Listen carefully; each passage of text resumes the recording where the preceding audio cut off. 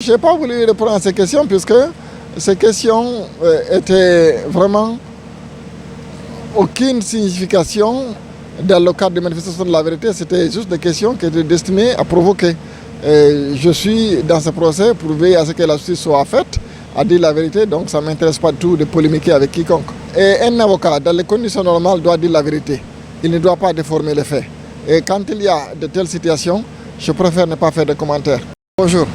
Vous étiez à la barre en tant que partie civile, vous avez relaté les faits, vous avez donné votre version des faits. Après cette déposition, d'abord, quels sont les sentiments qui vous animent?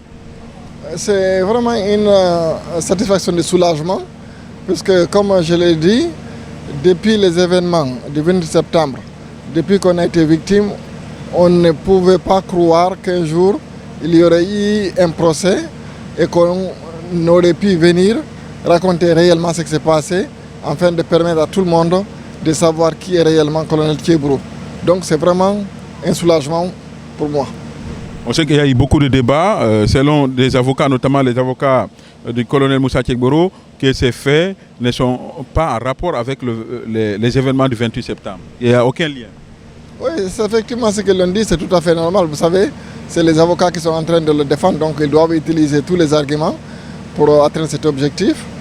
Ça fait partie d'un procès juste équitable, nous les comprenons et nous n'avons pas en fait de commentaires. Mais ce qui reste clair, c'est à la suite de ces événements que nous avons organisé la grève de la faim qu'on a été arrêté et torturé. Donc les faits sont bien établis. Qu'est-ce que vous reprochez notamment à colonel Tchekboro? Je le reproche de m'avoir fait torturer, pas seulement moi, puisqu'on était au nombre de 11.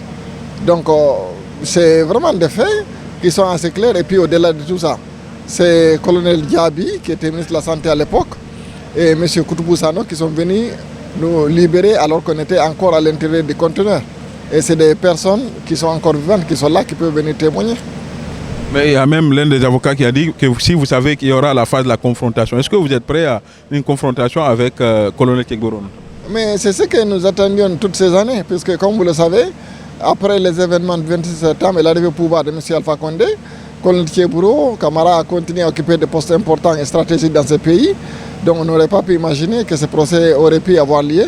Et maintenant que c'est fait, nous souhaiterions vraiment qu'il y ait cette confrontation. Mais les gens, ils vous ont aussi posé la question, pourquoi vous n'avez pas porté plainte contre le colonel Tchekboro depuis toutes ces années? Oui, à l'époque, vous savez, j'étais l'un des avocats de différentes parties civiles. On a vraiment fait du plaidoyer, on a fait du lobby, afin que ce procès soit organisé.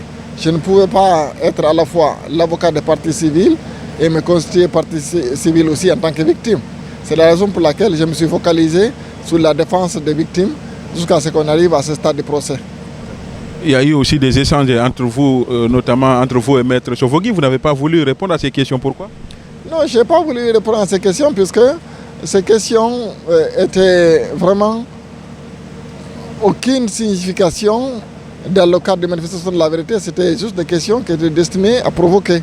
Et je suis dans ce procès pour veiller à ce que la justice soit faite, à dire la vérité, donc ça ne m'intéresse pas du tout de polémiquer avec quiconque.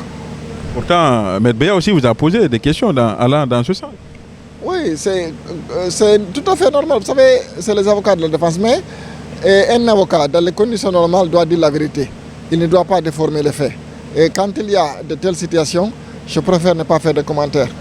Et c'est le rôle aussi que vous avez joué dans la prise de pouvoir. Vous avez dit que c'est vous qui avez écrit le discours qui a été, le communiqué qui a été lu par le capitaine Moussa Dadis. Effectivement, c'est le communiqué, c'est moi qui l'ai rédigé. À l'époque, j'avais prévu qu'il y ait 3 vice-présidents. Et le président, à chaque fois qu'il y a un des vice-présidents qui venait d'une région, le président d'une autre région, l'objectif c'était d'avoir un équilibre au niveau du sommet du pouvoir.